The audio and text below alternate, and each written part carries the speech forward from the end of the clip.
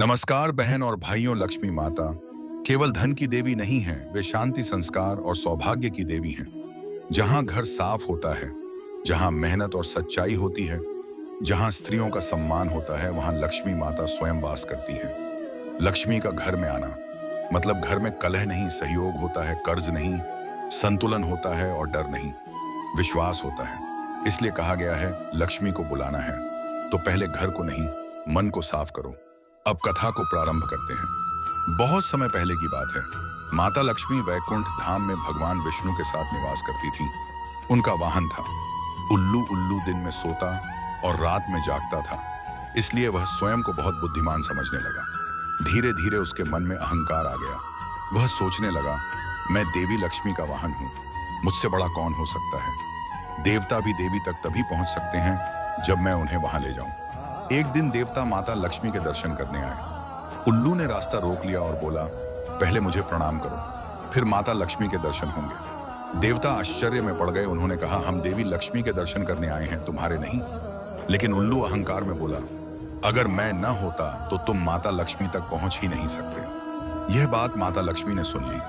उन्होंने उल्लू को बुलाया और कहा, उल्लू, तुम्हें वाहन बनाकर मैंने तुम्हें सेवा का अवसर दिया है, अहंकार का नहीं।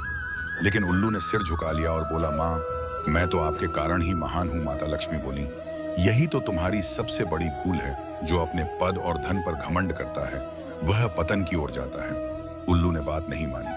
वह दिन ब दिन और घमंडी होता गया। धरती पर भी वह लोगों को डराने लगा कि मैं लक्ष्मी का वाहन हूं, मेरे बिना लक्ष्मी नहीं आती। एक बार लक्ष्मी माता धरती पर भ्रमण करने निकली। उन्होंने देखा, बड़े बड़े घर हैं, खूब पैसा है, लेकिन घर में स्त्री का सम्मान नहीं, मारपीट होती है, रोज झगड़ा होता है और स्त्री को पैसे के लिए हाथ फैलाना पड़ता है। माता लक्ष्मी दुखी होकर बोली, जहां स्त्री का सम्मान नहीं, जहां उसे अपने ही घर में पैसे मांगने पड़े, वहां मैं रहना नहीं चाहती। तुम घर की लक्ष्मी को दुख देते हो और मंदिर में मेरी पूजा करते हो। पीछा है, अच्छा, ये ढोंग है। यह कहकर माता लक्ष्मी उस घर से चली गई। धीरे धीरे उस घर का धन समाप्त हो गया और वह घर लक्ष्मीहीन हो गया। उन्होंने देखा कि कुछ लोग धन मिलने पर घमंड कर रहे हैं, गरीबों को तुच्छ समझ रहे हैं और दूसरों को अपमानित कर रहे हैं। माता लक्ष्मी को बहुत दुख हुआ। उन्होंने सोचा, मेरे कारण लोग अहंकारी हो रहे हैं,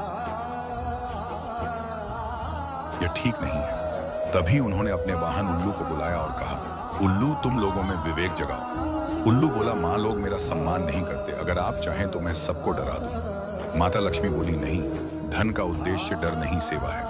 लेकिन उल्लू ने फिर भी बात नहीं मानी। उसने रात में उड़कर गांव में डर फैलाना शुरू कर दिया। लोग उसे देखकर भयभीत हो जाते। तब माता लक्ष्मी ने उसे दंड दिया।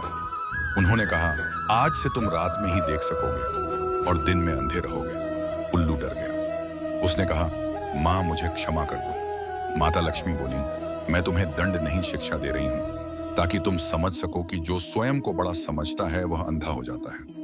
इसके बाद माता लक्ष्मी ने संसार को संदेश दिया, मैं वहां नहीं रहती जहां अहंकार है, मैं वहां वास करती हूं जहां विनम्रता, परिश्रम और धर्म है। इसलिए माता लक्ष्मी ने उल्लू को अपना वाहन बनाया ताकि संसार समझ सके, धन यदि विवेक के बिना आए तो मनुष्य उल्लू जैसा बन जाता है, जिसे दिन में कुछ दिखाई नहीं देता और जो अंधकार में ही भटकता है। तभी से उल्लू माता लक्ष्मी का वाहन कहलाया।